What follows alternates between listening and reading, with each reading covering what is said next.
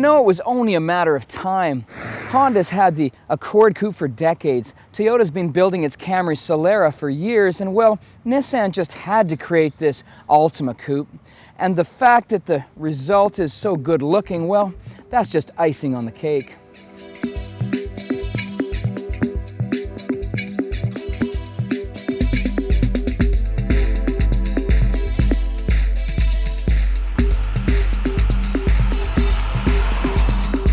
You can get the Altima Coupe in 4 different flavors. There's spicy, there's medium hot, medium, and mild. This one's mild. It's basically the automatic CVT gearbox, a nice gearbox with a 4-cylinder engine. It makes 175 horsepower, so it moves along nicely, but I'd rather take it with the 6-speed manual that comes standard. If you really want to go though, I'd recommend the V6. This engine makes 270 horsepower, which is plenty quick, comes with a 6-speed manual or the CVT, and turns it into a real sports car. The only negative I have with the 4-cylinder model though, despite being very thrifty on fuel, well, it doesn't have a very nice exhaust note.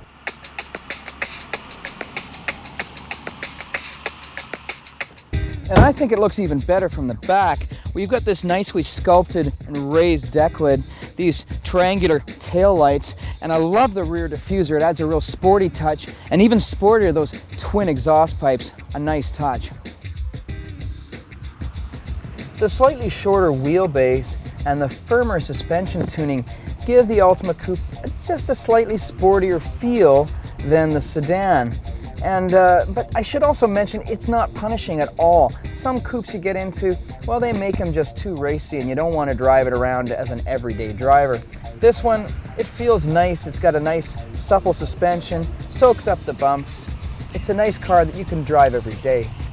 Nissan makes a sedan version of this car too, and really the only difference is the wheelbase. With this one's about 100 millimeters shorter, and the length of the car, it's 118 millimeters shorter. Other than that, this is pretty well the same car, which is a good thing. For instance, not many cars in this class come with a start-stop button.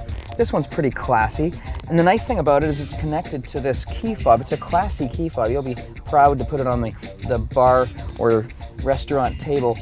Now this car is almost loaded, so it comes with the automatic climate control. I like this one set up, especially with the pictographs to show airflow. It's easy to figure out.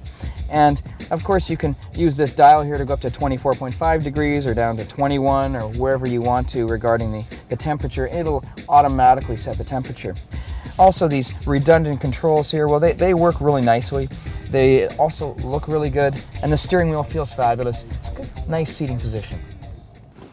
The seat moves out of the way nicely, so getting inside's a little bit easier. And you can pull it back yourself, and it's got this handy latch here, so you can get comfortable. There's indents here for your knees. It makes it easier to find some room. And I've even got room for my feet, which is unusual in this class. I mean, this is a coupe, remember. There's not too many full-size coupes where you can put 2 adults easily, 3 children side to side in the back. I've even got headroom. It's nice, quite comfortable. And one last thing with respect to interior details, I like to point out anytime an automaker goes this far to make a car feel upscale. They've got the cloth going down the pillars, and to me that's just a nice touch. It makes it feel really premium. As well, up here in the sunroof, they finished it off really nicely too. There's no big plastic piece of molding. That just makes it look cheap to me. This is nicely finished. The quality of the fabric is nice. I feel like I'm in a premium car here. Now, we've talked about how great this car is through the corners, but probably what matters more to me is how it is from a day-to-day point of view. And what I mean by that is going into a parking lot or into your driveway, turning around in a narrow street, or in this case in a roundabout. This Altima has a great turning radius, so you can make those tight turns, and from a day-to-day perspective, well, it's easy to live with.